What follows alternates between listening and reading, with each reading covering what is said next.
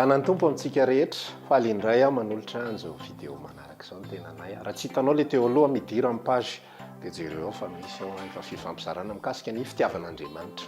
Androany tsika dia hiresaka hevitra hafa indray. Lohateny Loharano miboiboika ho fiainana mandrakizay.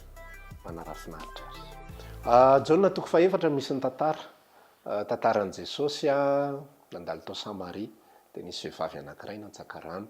Rehefa natsaka rano io vehivavy io dia nangataka Jesosy samba meo rano sotroiko dia ozy ilay vehivavy hoe fa maninona ianao no mangataka rano amiko nefa ianao jiosy za Samaritana. Dia ozy izy Jesosy hoe raha fantatrao lay mangataka aminao dia ianao indray no angataka rano aminy dia omeny anao ny rano miboiboika tsy manam-pahataperana ho fiainana mandrakizay. Ity tantara ity dia fampitahana resaka rano ao anatin'ilay izy. Ny anankiray rano atsakaina, izany hoe rano ara-nofo ara-batana, ary ny anankiray rano ara-panahy.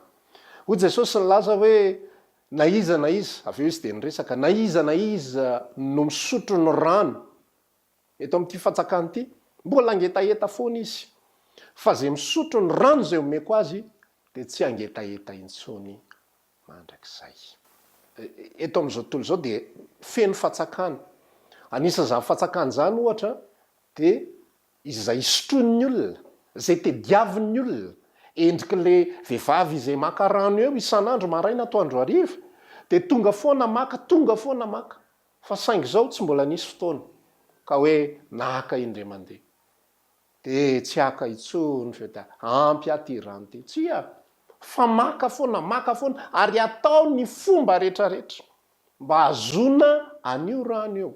Misy fotoana zao tsika ety andrenivohitra tapaka ny rano, tahaka ny ahoana ny filara ny bidon, tahaka ny ahoana ny fitediavana rano, misy mampiasa mihitsy ny tômôbila mandany solika mba ninona azo rano izay tsy aharitra mandrakizay akory fa rano vetivety eo fotsiny.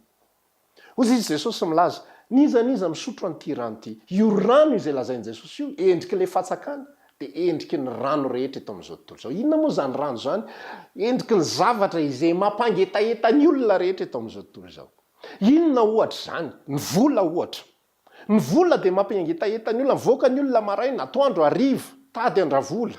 Io vola io foana ny karohana, ary zao ny probleman'izy io, tsy misy olona mihitsy ka mivoaka dia hoe ampy zay okazay tsy mila tsony, fa ny fanohatra amin'izay arakaraky ny ahazona vao mainka hitadiavana bebe kokoa hatrany. Tsy afaka mionona mihitsy olombelona io fa ny anatiny any efa misy ohatran'izany, misy zavatra mitady tsaratsara kokoa ohatran'izany foana nefa tsy mety afa-po.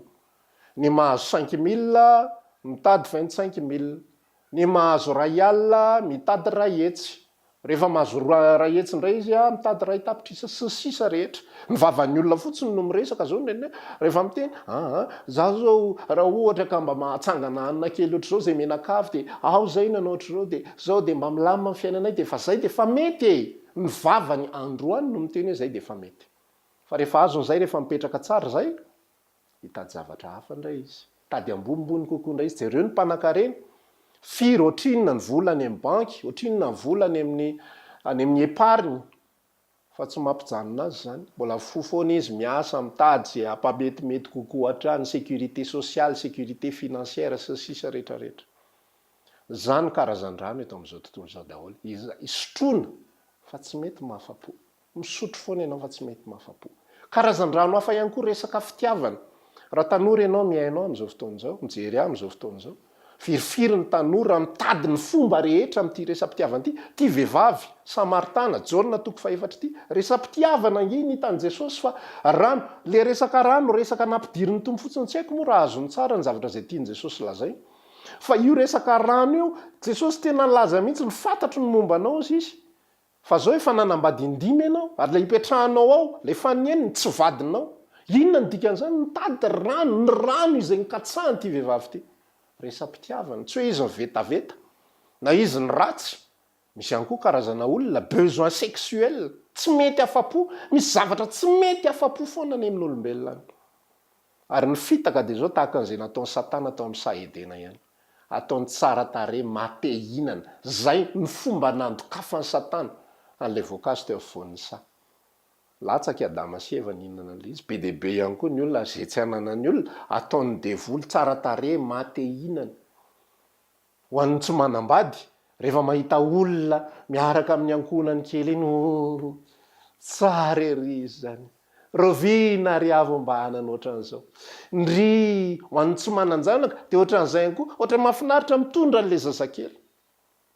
Fa milaza anao fa io olona manambady sy olona mananjanaka io misy etaeta hafa ihany koa any anatiny any izay tsy mety afa-po. Satria maninona misotro amin'izao tontolo izao. Ny olona eto an-drenivohitra maniry ny rivotra madio any ambanivohitra. Miteny sambatra renareo any ambanivohitra any, madio ny rivotra zao miaina tsotsotra fa za milaza anao ny olona any ambanivohitra te hiakatra eto an-drenivohitra, misy mitantara valy izy mandeha be mibizina fripy eo an-drenivohitra, te hiakatra izy rehetra. Ary tsy zany moa ny olona eto an-drenivohitra exode rural miakatra ny olona avy any ambanivohitra. Ny olona manana trano atonontonony te hazo lehibebe, no manana lehibe te hazo hafa indray ampiana fanampiny io. Misy tsy ampy foana ao amin'ny olombelona. Ary za milaza anao androany fa izy tsy ampy foana. Raha ohatra ka eto amin'izao tontolo izao ianao no manova an'izay rano zay, izy tsy ampy foana ary tsy hisy fifaliana foana ianao. Satria maninona hitady zavatra hafa foana. Jesosy Kristy irery ihany.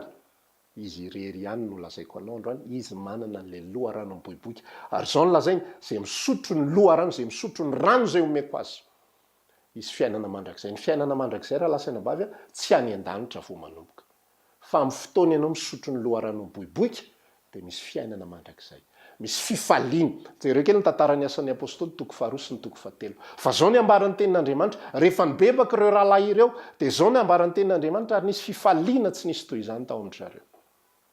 Misy fifaliana tsy nisy toy izany. Ary hatramin'ny fananany ary dia ny fampizarany. Inona ke ny dikan'izany? Tsy nataitra azy tsony ilay loharano teto amin'ity zao tontolo izao ity. Za milaza anao androany. Androany Jesosy miresaka aminao. Ary raha henonao izy any am-ponao, raha kasiany fonao, raha tsy kasiany fonao dia tsy ho anao zao afatra zao. Fa raha henonao fa voakasika ny fonao, raha henao le mitady tsy mety afa-po, Jesosy irery ihany manana an'izay.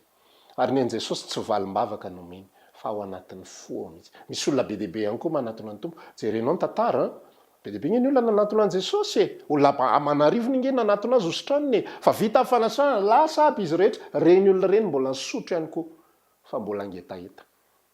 Fa za milaza anao androany, raha Jesosy Kristy marina ny irinao, io mahafaka ny etaeta ny anaty any. Aza manatona ny tompo mba hamana olana, aza manatona amin'ny tompo mba hazona valim-bavaka, hazona famahana ny zatsy, hazona fivoaram-piainana sy sisa tsy ratsy zany. Fa za milaza anao raha mbola zany foana sotronao, mangetaeta foana ianao. Manatona azy dia raiso ny fitiavany. Io le loharano miboiboika. Za zao efa 20 taona mahery nisotro tao. Mbola eto mandrakitiny androany heverinao fa za ve tsy misy atao sa adala sa ahoana, tsy asanatria zany. Fa matoa zay mbola eto mandrakitiny androany nisotro zay dia afa-po. Ary any anaty any, na misy ara zavatra tsy ananana, tahaka ny olombelona rehetra ihany, manana zavatra irina, manana zavatra zay mbola tsy maintsy atao eto amin'izao tontolo izao. Fa na eo raha zavatra tsy ananana sy ny ananana, tsy mamaritra zavatra ninina zany.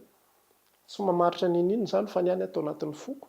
Jesosy Kristy manana vady aman-janaka, manana trano ipetrahana, manana asako, isaorako ny tompo zany, fa tsy any loharanoko, fa ny loharanoko dia Jesosy. Izay ihany koa zaraina ianao androany. Raiso ny fitiavan'i Jesosy. Ahoana ny fomba fanaovana zany fa afaka tsotra. Hoy ny tenin'Andriamanitra, sambatra noana sy mangetaita fahamarinana. Fa ovokisana izy dia reso amin'ny tompo, sa te ovokisana Jesosy. Izay ny afatritsika androany, samy tahiny tompo daholo. Zay ary masaka azo natolotra androany, raha misy fanontaniana, aza misalasala manoratra.